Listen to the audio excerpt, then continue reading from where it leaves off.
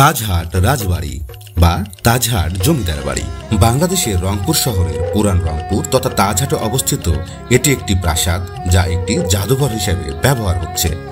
রংপুর পর্যটকদের কাছে এটি একটি আকর্ষণীয় স্থান।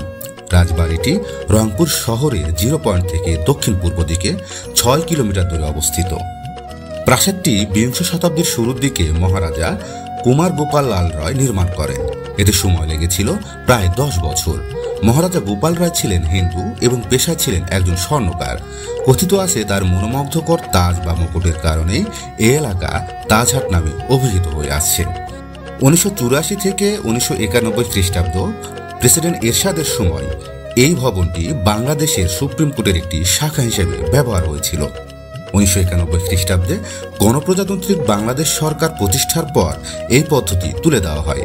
1995 খ্রিস্টাব্দে বাংলাদেশের সরকারের প্রত্নতত্ত্ব বিভাগ প্রাসাদটিকে একটি সংরক্ষণ স্থাপনা তথা স্থাপত্য হিসেবে ঘোষণা করে।